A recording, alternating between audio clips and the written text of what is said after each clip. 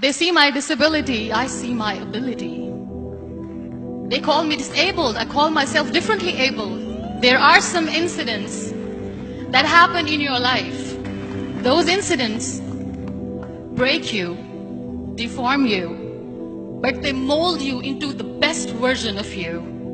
And the same thing happened to me. I was 18 years old when I got married. My father wanted me to get married. And all I said was, if that makes you happy, I'll say yes. And of course, it was never a happy marriage.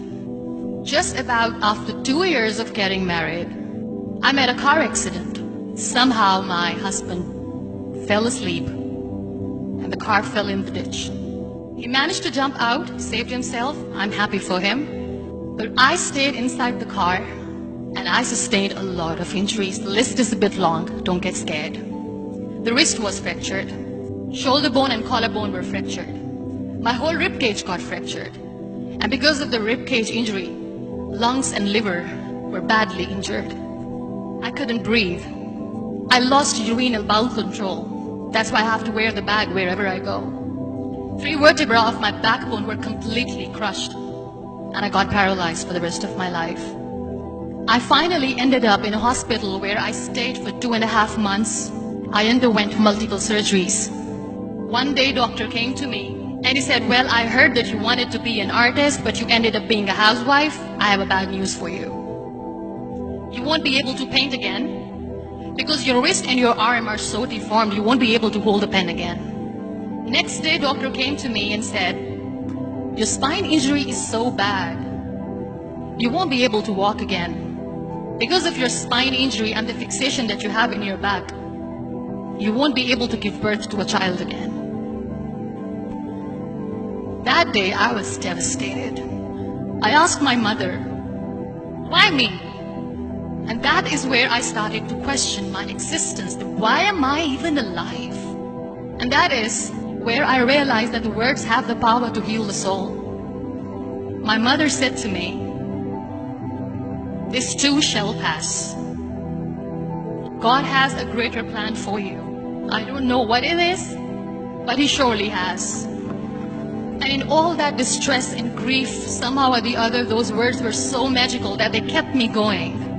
One day I asked my brothers, I know I have a deformed hand, but I'm tired of looking at these white walls in the hospital and wearing these white scrubs. I'm getting tired of this. I want to add more colors to my life. I want to do something. Bring me some colors. Bring me some small canvas. I want to paint. So the very first painting I made was on my deathbed, where I painted for the very first time. It was not just an art piece or just my passion. It was my therapy. And then I was discharged and I went back home. And I went back home and I realized that I have developed a lot of pressure ulcers on my back and on my hip bone. I was unable to sit. There were a lot of infections in my body, a lot of allergies. So doctors wanted me to lie down on the bed straight for not 6 months, for not 1 year, for 2 years. I was bedridden, confined in that one room, looking outside the window, listening to the birds chirping, and thinking maybe there will be a time when we'll be going out with the family and enjoying the nature.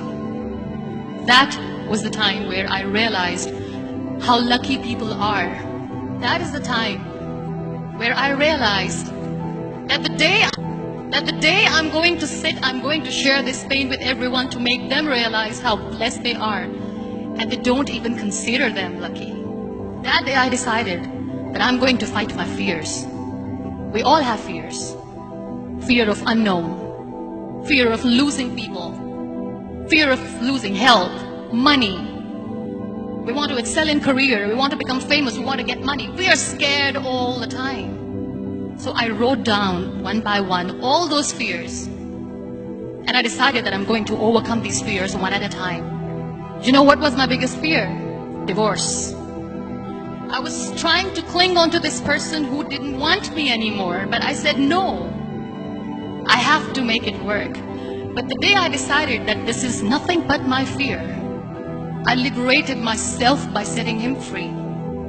And I made myself emotionally so strong that the day I got the news that he's getting married, I sent him a text that I'm so happy for you and I wish you all the best. And he knows that I pray for him today. Number 2 was, I won't be able to be a mother again. And that was quite devastating for me. But then I realized there are so many children in the world, all they want is acceptance. So there is no point of crying, just go and adopt one. And that's what I did. People think that they will not be accepted by the people because we, in the world of perfect people, are imperfects.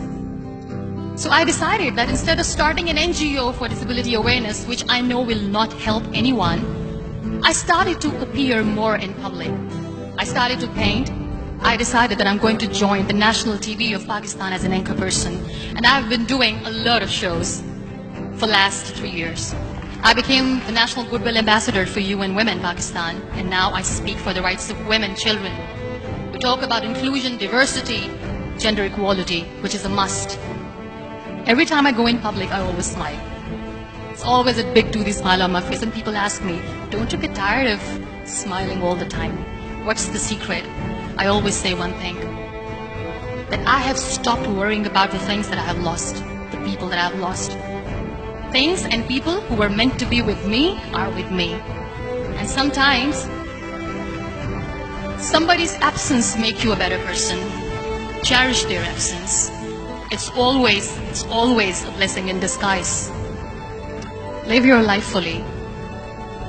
Accept yourself the way you are. Be kind to yourself. Be kind to yourself. I'll repeat, be kind to yourself, and only then you can be kind to others. Love yourself and spread that love. Life will be hard. There will be turmoil. There will be trials, but that will only make you stronger. So when you accept yourself the way you are, the world recognizes you. It all starts from within.